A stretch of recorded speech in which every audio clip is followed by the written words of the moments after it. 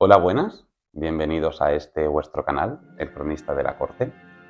Hoy, domingo 17 de marzo, vamos a subir este vídeo que se llama ¿Quién es quién? En la dinastía de los Romanov, porque a partir de ahora la dinámica del canal va a cambiar un poco, para hacerlo un poquito más profesional, digámoslo así, y también para abarcar otras dinastías y otros miembros de la realeza. A partir de ahora, los miércoles seguiremos con los vídeos habituales, pues donde hablaremos de infantes de España o de acontecimientos curiosos dentro de distintas dinastías, pero sin centrarnos en ellas. Y cada domingo se subirá un vídeo específico de una dinastía. Vamos a empezar por la dinastía de los Romanov. Y la dinámica de los vídeos, digamos que se van a subir cada domingo, será un primer vídeo donde se presente a nivel genealógico la dinastía que vamos a empezar a ver y a partir de ese vídeo se irán subiendo distintos vídeos sobre miembros importantes de esa dinastía, esposas, sus hijos, hasta completar esa familia y pasar a otra. Así que, como digo, hoy vamos a empezar con la dinastía de los Romanov.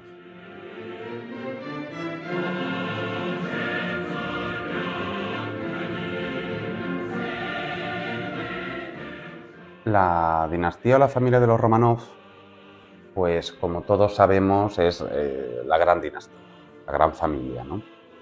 Es una dinastía imperial que ha llamado muchísimo la atención desde tiempo atrás a mucha gente. Y sobre ellos se han hecho documentales, películas, se han escrito infinidad de libros, incluso aquí en España se han llegado a publicar libros traducidos de otros idiomas, cosa rarísima, porque en España es muy raro que se traduzcan libros de miembros de la realeza extranjeros.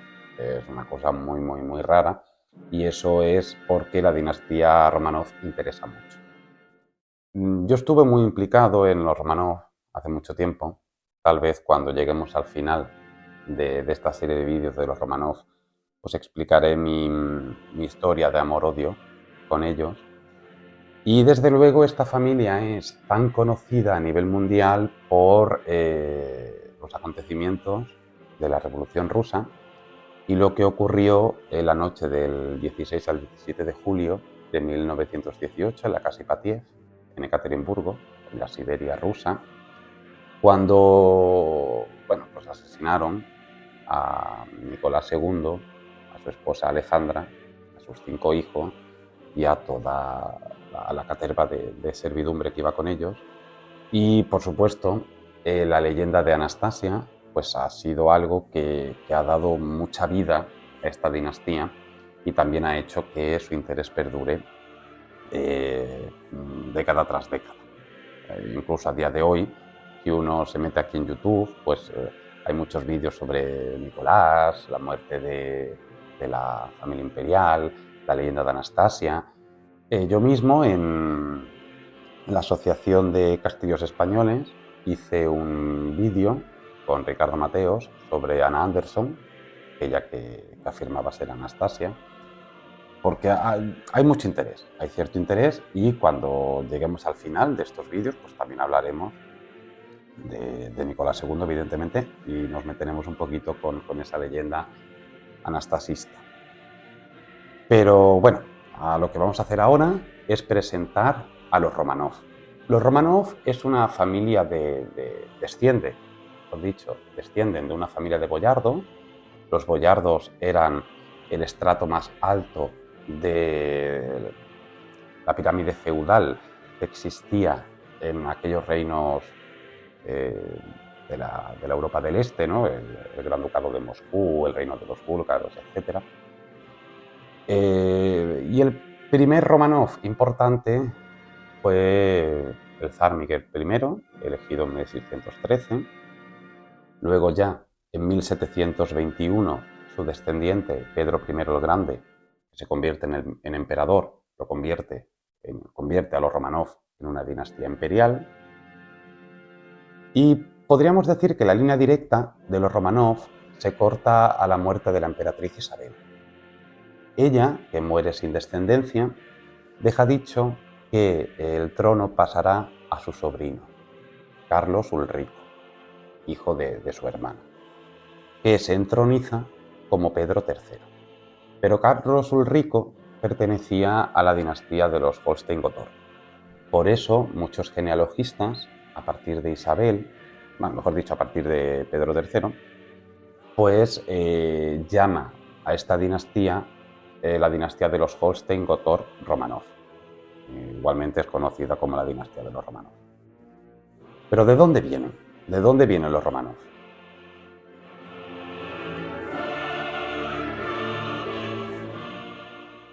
Según la leyenda, los Romanov salieron del siglo XIV de Prusia, pero no de lo que se entiende tradicionalmente como el reino de Prusia, sino de la tribu de los Prus, que era una tribu, un grupo étnico, asentado en el sur del mar Báltico.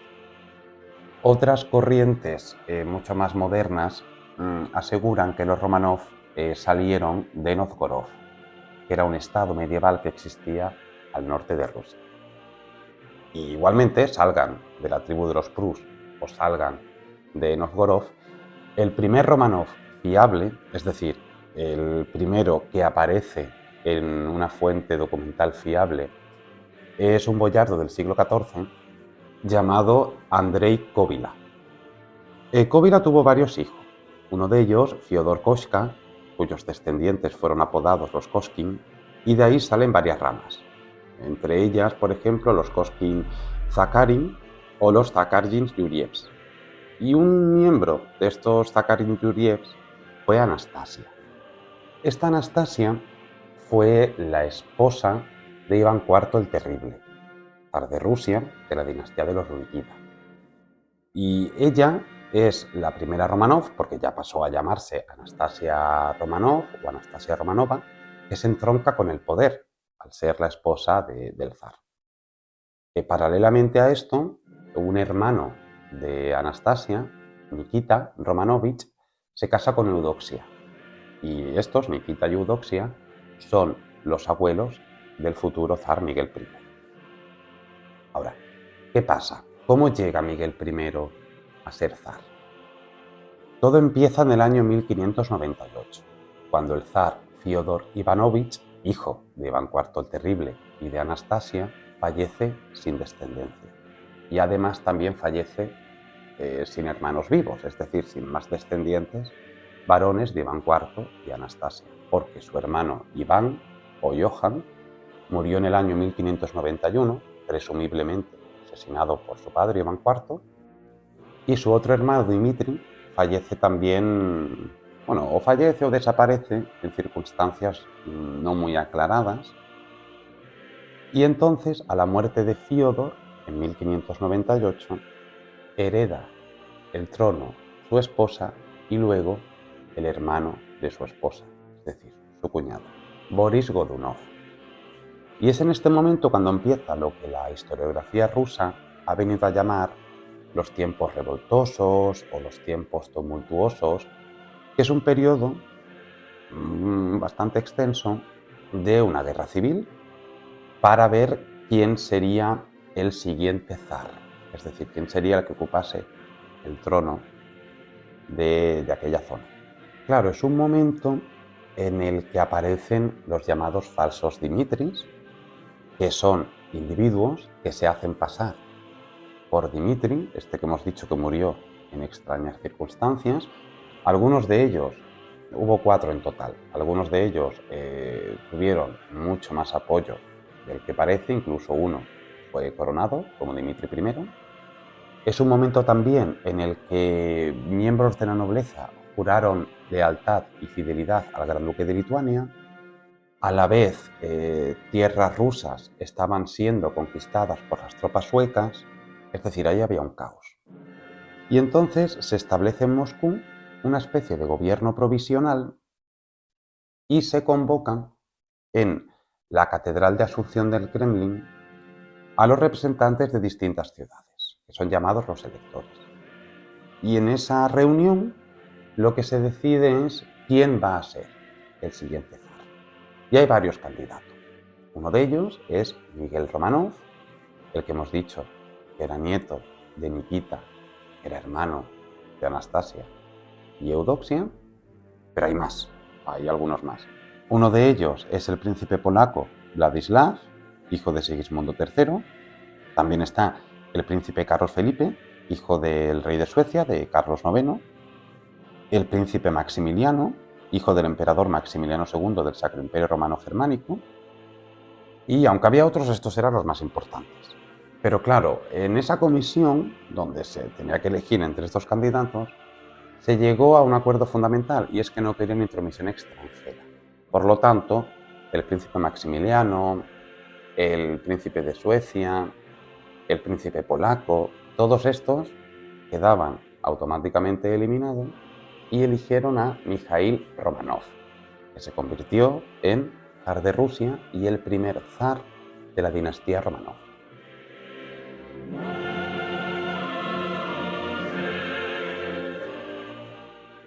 Entonces, como vemos, el primer soberano Romanov fue Mijaíl I, que fue zar y gran príncipe de toda Rusia, y su reinado se extiende de 1613 a 1645.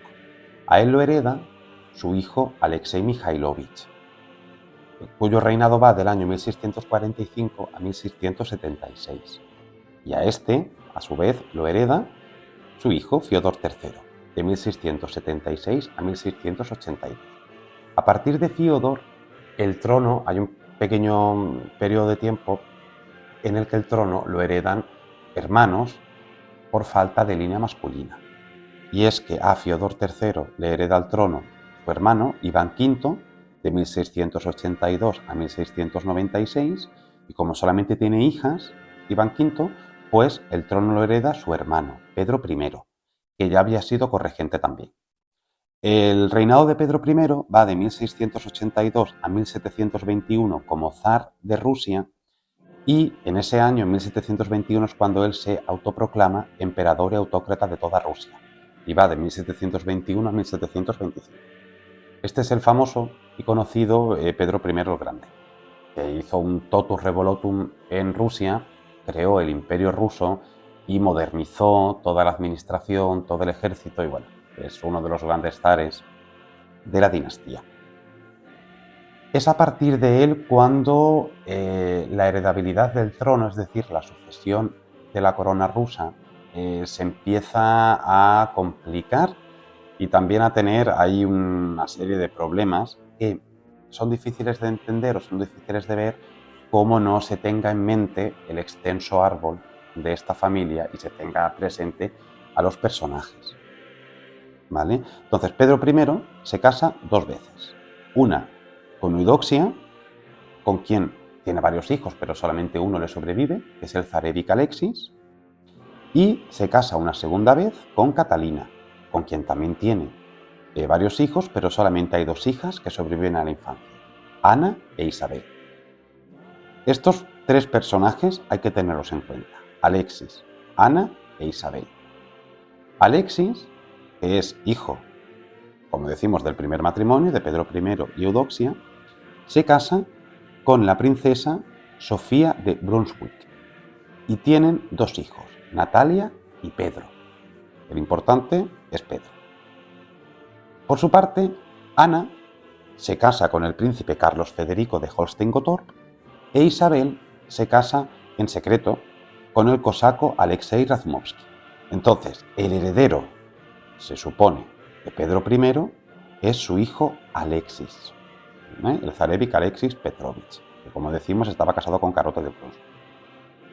Esta Carlota era hija del duque Ludwig Rudolf, duque de Brunswick y Lunenburg, de la casa de los Güelfos, y también príncipe de Brunswick.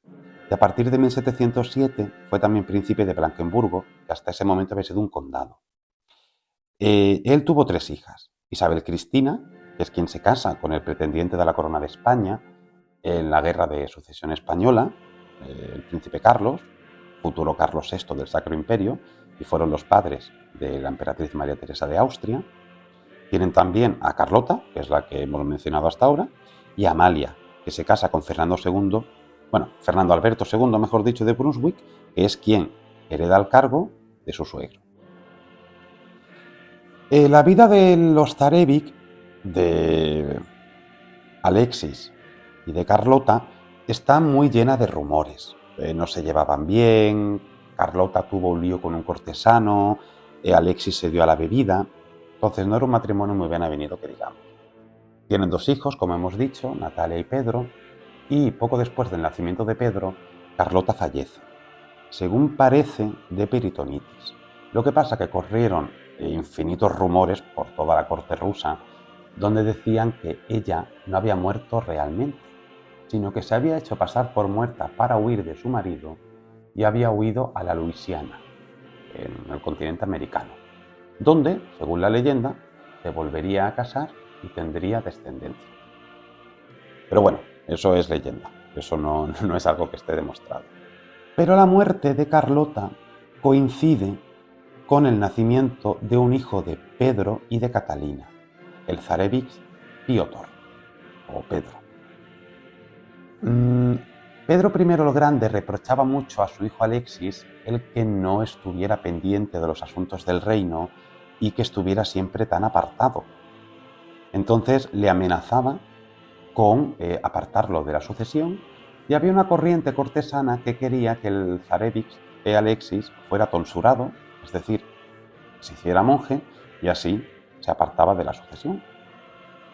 Pero Alexis, pues asustado de que algo le pudiera pasar, huye a Viena, donde le protegen los sobrinos de su difunta esposa, y allí se quiere quedar hasta que fallezca su padre para él proclamarse zar. Lo que pasa es que la inteligencia rusa lo termina por encontrar.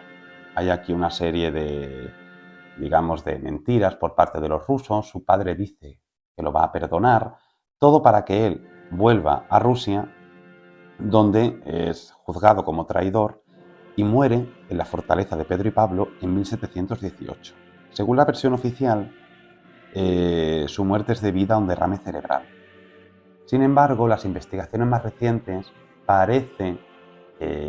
afirman que él murió o bien por una enfermedad que arrastraba desde hacía tiempo y toda la ansiedad y el nerviosismo lo aceleraron todo, o también como consecuencia de una tortura, la tortura por allí encarcelado. Independientemente de eso, él fallece, es apartado de en medio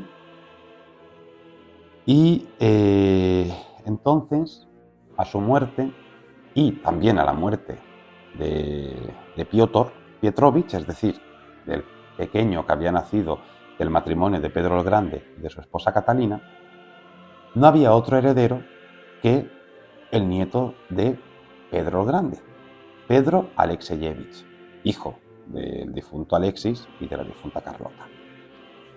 Pero claro, el problema que se tiene aquí es que no estaba claro hasta qué punto ese niño podía ser heredero al trono, por toda la traición del padre o por el juicio que había habido posteriormente. Y entonces lo que hace el zar Pedro I el Grande es crear una nueva ley de sucesión. Una ley de sucesión que corrió como la pólvora por los cables diplomáticos, porque era una ley que fue incluso tildada o catalogada de estrambótica. Lo que vino a decir el zar con esta ley es que se eliminaba la ley anterior, donde el trono pasaba a varones, y desde ese momento era el propio zar quien podía elegir más o menos a su antojo quién sería su sucesor. Entonces, muchos, a partir de ese momento, pensaban que a Pedro I el Grande lo heredarían una de sus 2 hijas del segundo matrimonio, o bien Ana o bien Isabel. Lo que pasa que Ana, cuando se casó con el duque de Holstein, Carlos Federico, había renunciado a sus derechos. E Isabel estaba soltera, y era además muy, muy pequeña. También se pensaba en unas sobrinas del zar, hijas de su hermano Iván. Estaba Ana, casada con Federico III Guillermo, duque de Curlandia, Ekaterina, casada con el duque Carlos Leopoldo de Mecklemburgo-Schwerin, y Praskovia, que se había casado con un general llamado Iván Dmitriev Mamonov, que venía de una rama de los Rurik, pero que no tenía título principesco. Pero Pedro tampoco le hacía mucha gracia elegir a sus sobrinas. Entonces, lo que decide hacer, cortón y perezoso, es elegir como su sucesor a su esposa Catalina, en quien depositaba toda su confianza y toda su esperanza de que a la muerte de él, porque él sabía que iba a morir antes que ella continuara con su legado de engrandecimiento del Imperio ruso. Por eso, él la corona, la nombra corregente y empiezan a compartir el gobierno. Es la primera emperatriz coronada, Catalina, y aparece, bueno, se crea, mejor dicho, la primera corona imperial, que es la corona catalina, para ella, para el momento de su coronación. Pedro muere, ella es coronada en 1724, y Pedro muere un año después, en 1725, en una terrible agonía. Parece ser que por una inflamación de la vejiga, que se había gangrenado, algo así le sucedió. Y entonces le sucede su esposa, Catalina, cuyo reinado va de 1725 a 1727. Este es uno de los grandes personajes de la historia rusa porque no se tiene muy claro de dónde viene. Algunos dicen que nació en el actual territorio de Letonia, pero tampoco está muy claro. Tampoco se sabe muy bien quiénes eran sus padres. Hay ahí un oscurantismo alrededor del origen de Catalina. Igualmente, la llegada al poder de ella no fue nada fácil. Primero porque la gran mayoría apostaba por Pedro Alexeyevich, que era el hijo de Alexis y Carlota. Al considerarlo, pues, el hijo de un matrimonio de sangre real y el verdadero heredero legítimo de la dinastía. Lo que pasa que ella, pues, se impuso. Cuando el Senado se reunió a la muerte de Pedro, se presentó ahí un regimiento y amenazaron a los boyardos que estaban reunidos en el Senado y no hubo más remedio que reconocer a Catalina I como emperatriz de Rusia. Fue un reinado muy corto, lleno de fiestas y extravagancias, que poco a poco fueron minando la salud de la emperatriz hasta que muere en 1727. Y le sucede Pedro, que era menor de edad. Se tenía pensado casar a Pedro con Isabel Petrovna, hija de Pedro I y de la propia Catalina, es decir, con su tía. Lo que pasa es que eso no se llevó a cabo. Entonces sube al trono Pedro II, pero reina solamente de 1727 a 1730, porque muere de viruelas. Y a su muerte, bueno, pues él es el último descendiente Romanov en línea de varón. Le sucede al trono su tía abuela, Ana Jovanovna. Esta era la hija que habíamos mencionado de Iván V, que era duquesa de Curlandia. Su reinado va de 1730 a 1740. Ella es elegida porque llevaba muchísimo tiempo fuera de Rusia, era viuda, no tenía descendencia, y bueno, pues los nobles pensaron que, como no tenía mucha influencia, porque llevaba mucho tiempo fuera, podrían controlarla, podrían, digamos, cortocircuitar el poder imperial y tener un poder nobiliario fuerte. Lo que pasa que, vamos, nada más lejos de la realidad. Cuando ella llega, ella refuerza aún más el poder absoluto y no permitió en ningún momento el desvarío de la nobleza. Como decimos, su reinado va de 1730 a 1740, pero no tenía hijos y tampoco tenía el más mínimo planteamiento de casarse. Así que ella decide que el heredero sea un descendiente varón de su sobrina Isabel, hija de su hermana Catalina, que era duquesa de Mecklemburgo.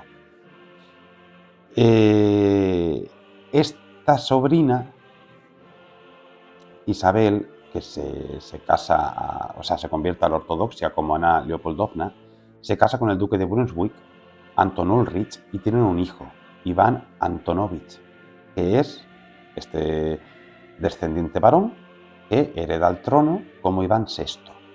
un niño que reina de 1740 a 1741, porque fue apartado del poder por Isabel Petrovna con un golpe de estado y fue encarcelado hasta que muere bastante tiempo después, en época de Catalina II, asesinado.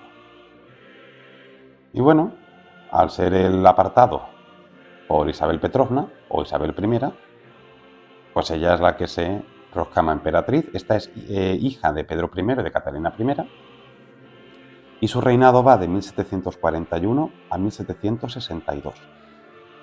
Su reinado es un momento de renacimiento de las tradiciones del periodo de sus padres. Se restaura el Senado, se establece la Universidad de Moscú y es la época en la que se construyen grandes palacios y también se inicia una expedición a Siberia. A su muerte desaparece la última representante de la línea femenina de los Romanov y ella nombra como su heredero a su sobrino, hijo de su hermana mayor, Ana Petrovna, que era el duque Carlos Ulrico de Holstein, que cuando pasó a la ortodoxia se convirtió en Piotr Fyodorovich, y es cuando se introduce aquí la línea de los Holstein-Gottorp, que eran descendientes en la línea masculina directa del rey danés Federico I. Este Carlos Ulrico, que como digo se convierte a la ortodoxia como Piotr, es Pedro III, pero tiene un reinado muy corto de escasamente 6 meses, porque fue derrocado por su esposa, la nueva Catalina II. Catalina II la Grande reina de 1762 a 1796. Ella era hija de Cristian Augusto de Hanau-Zerbst y de Johanna Elisabeth de Holstein-Gottorp. Ella lo que hizo fue imitar a Catalina I y, a la muerte de su esposo, en unas circunstancias un tanto extrañas, ella asume la corona. Y durante su reinado hubo una grandísima expansión de los privilegios de la nobleza y también un aumento de la esclavitud. Hubo reformas importantes también y aparecen aquí los llamados favoritos. Porque claro, de Catalina II hay historias a tutiplén, puesto que ella tiene una gran cantidad de amantes, tiene bastantes hijos ilegítimos y esto también trae serios problemas de legitimidad de su hijo y heredero, Pablo, que se supone que era hijo de Pedro III. Y es a partir de Pablo donde comenzaremos los vídeos. Yo he querido hacer esto, esta genealogía muy básica y de mucho nombre, hasta llegar a Pablo, para que entendamos un poco cómo llega Pablo, cómo llegan los derechos a Pablo, ¿no? Como hijo de Pedro III y de Catalina II, aunque sobre él pesa la gran losa de la legitimidad.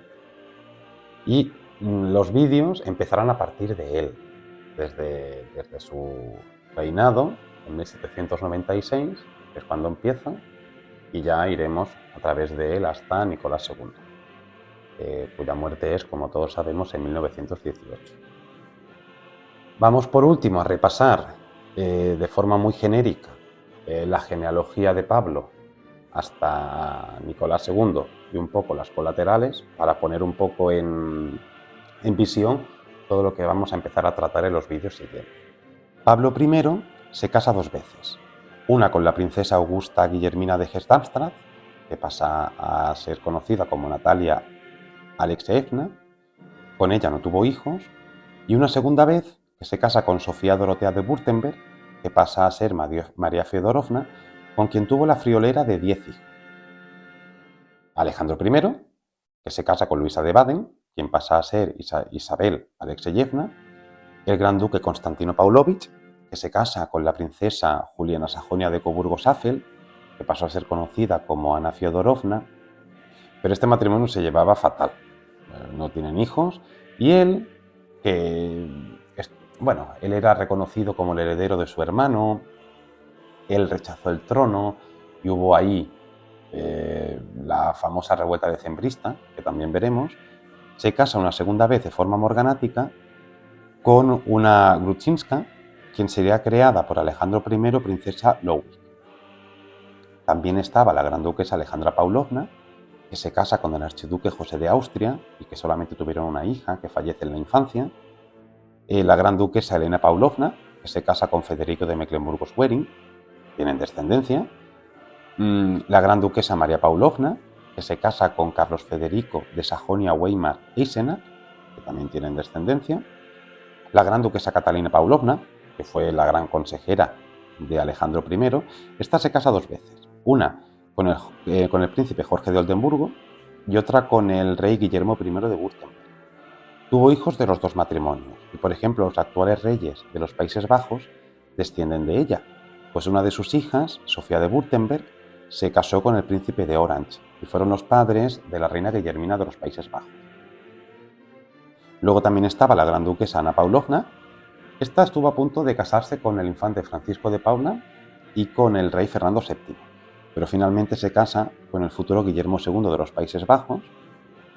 Estos son los padres de la que hemos mencionado, del que hemos mencionado antes, que se casa con Sofía de Württemberg.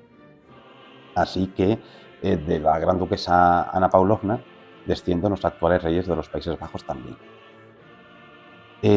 Nicolás I, que se casó con la princesa Carlota de Prusia, que fue Alejandra Fyodorovna, y el gran duque Miguel Pavlovich, que se casó con la princesa Carlota de Württemberg, quien se convirtió en Elena Pavlovna, y tuvieron tres hijas que superaron la infancia. Como vemos, de Pablo I salen dos zares, dos emperadores. Por un lado, Alejandro I, que no tiene, sí tiene descendencia, lo que pasa es que su descendencia muere en la infancia. Y luego Nicolás I, que es de donde sale o surge la descendencia imperial. Nicolás I, que como ya hemos dicho se casa con Alejandra Fyodorovna, tienen varios hijos. Por un lado, Alejandro II, casado con María de Hesse-Darmstadt, conocida como María Alexandrovna, a María Nikolayevna, casada con Maximiliano de Beauharnais, de aquí viene descendencia. Olga, Olga Nikolayevna, que escribió unas memorias, que está casada con el rey Carlos I de Württemberg, de aquí no hubo descendencia ninguna. Alejandra Nikolayevna, casada con Federico de Hesse-Kassel, que tampoco hay descendencia. Constantino Nikolayevich, casado con Alejandra de Sajonia-Altenburgo, que se convirtió en Alejandra Yosifovna, que llegó a ser la gran dama de la corte rusa y también la gran duquesa más anciana en época de Nicolás II.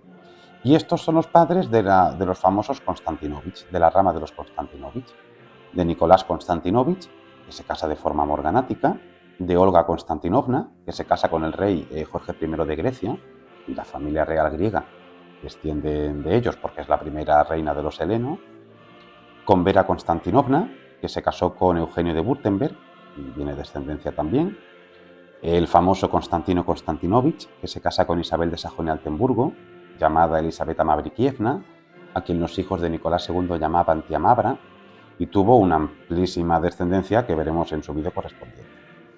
Y Dmitri Konstantinovich, que ni se casó ni tuvo descendencia.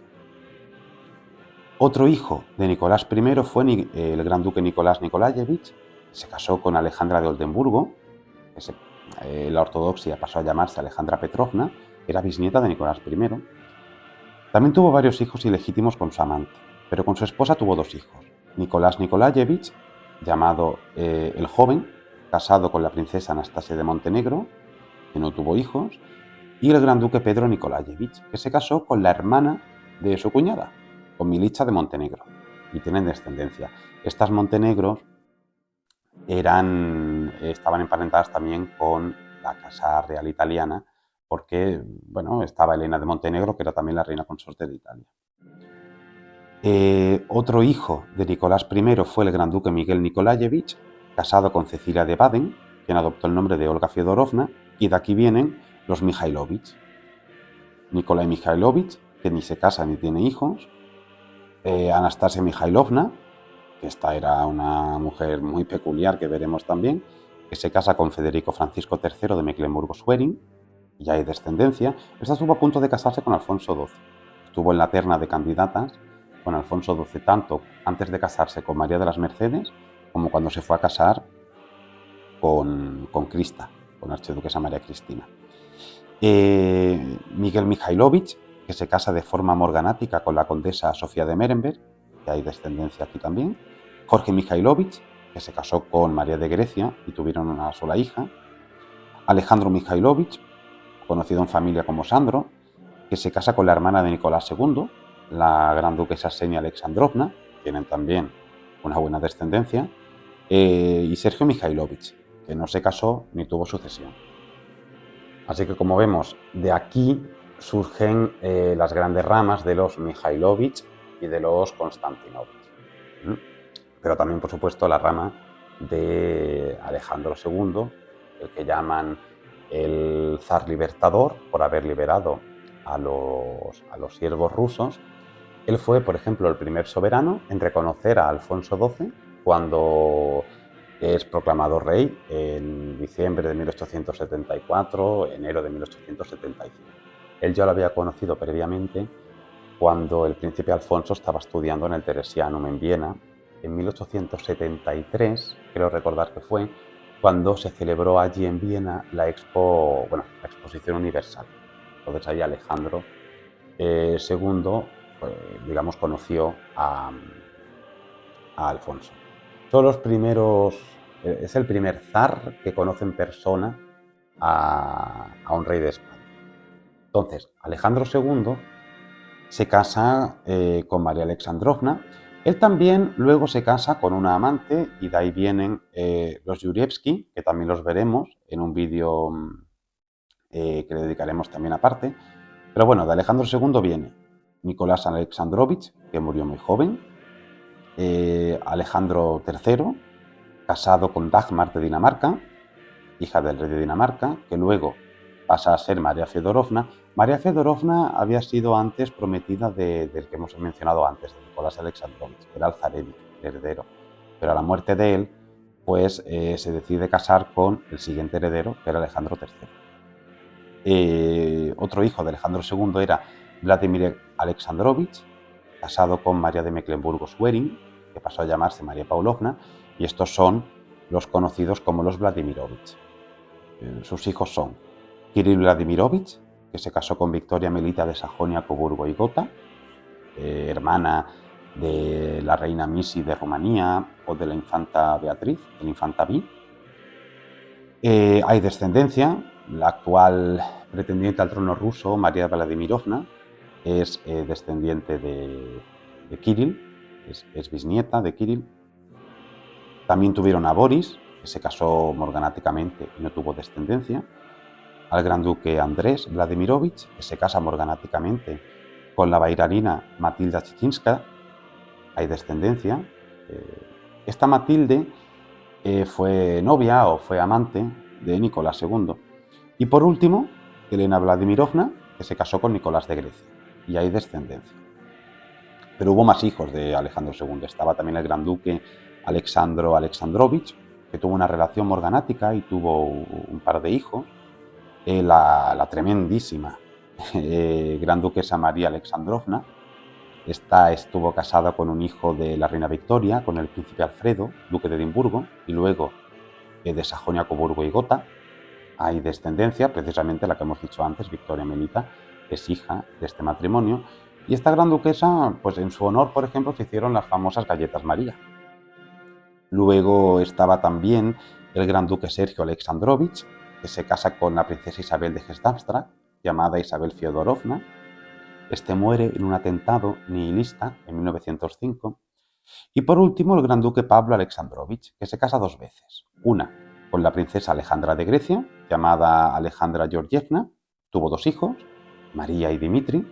Dimitri fue uno de los asesinos de Rasputín, fue amante durante mucho tiempo de Félix Yusupov, que fue el asesino de Rasputín, según ciertas teorías, porque últimamente está cada vez más claro que Rasputín murió por un complot financiado por el gobierno británico, pero ya hablaremos de eso cuando lleguemos a ese punto. También fue amante de Coco Chanel.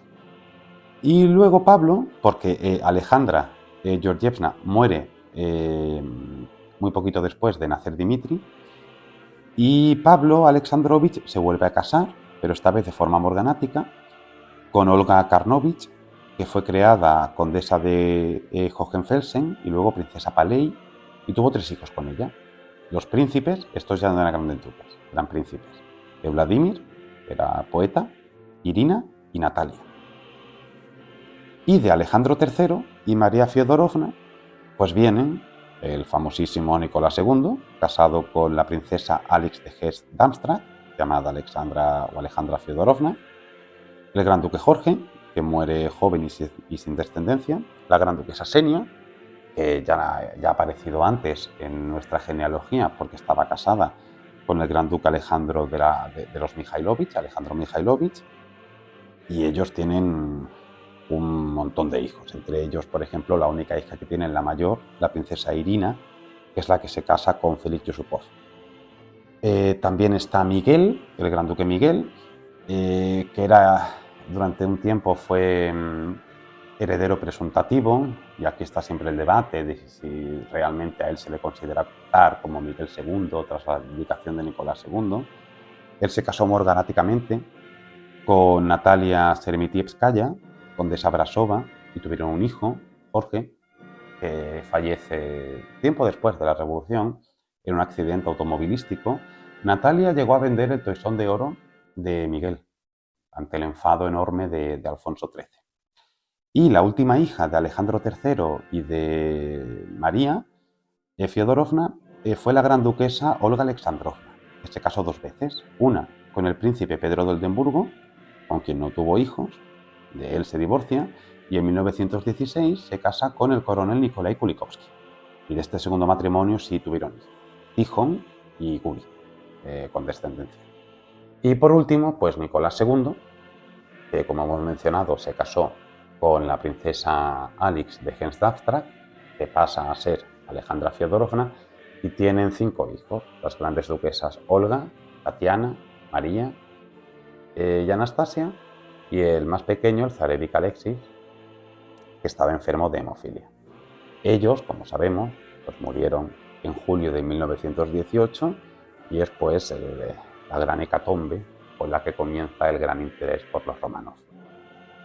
Bueno, hasta aquí este vídeo, que sé que es un poco complicado porque aparecen muchos nombres, pero yo quería sobre todo presentar un poco a los Romanov, ver esa sucesión tan curiosa desde Miguel I hasta Pedro I el Grande, y a partir de Pedro I el Grande hasta Pablo, que es quien pone orden aquí, Pablo I, que es quien pone orden en la sucesión con las famosas leyes paulinas.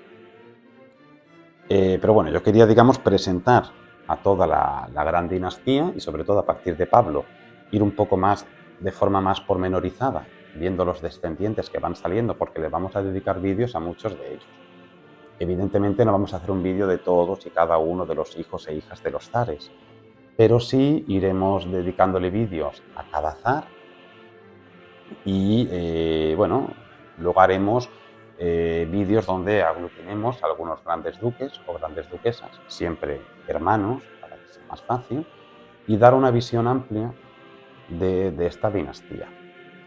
Yo espero que esto salga bien, que no resulte muy aburrido, pero también es una forma, creo yo, de salir de los Borbones, que siempre se queda bastante insular aquí en la península ibérica, y es una forma también de salir para afuera y dedicarle los domingos, de momento, exclusivamente a los Romanov. Así que el siguiente vídeo se publicará el domingo siguiente, será sobre Pablo, el zar Pablo I, cuyo asesinato fue en 1801, que ya hablaremos de ese asesinato, hablaremos de su descendencia, y al otro domingo pues haremos un vídeo exclusivamente de su descendencia y explicaremos bien todo. En los vídeos también intentaré explicar cuáles son las fuentes mejores para aprender de estos personajes, los libros, los archivos donde pueda haber algo de documentación, es decir, hacer vídeos un poco más profesionales de todos estos personajes. Y espero que con las imágenes que os he puesto, los que me veis en YouTube, os haya sido fácil ver todo este intrincado árbol genealógico. Los que me escucháis por Spotify, pues espero que os haya resultado más o menos fácil. Bueno, y lo dicho, espero que os haya gustado, que hayáis visto bien en amplitud a los Romanov, y nos vemos el miércoles que viene con un vídeo habitual del canal y al otro domingo con Pablo I. Muchas gracias y hasta luego.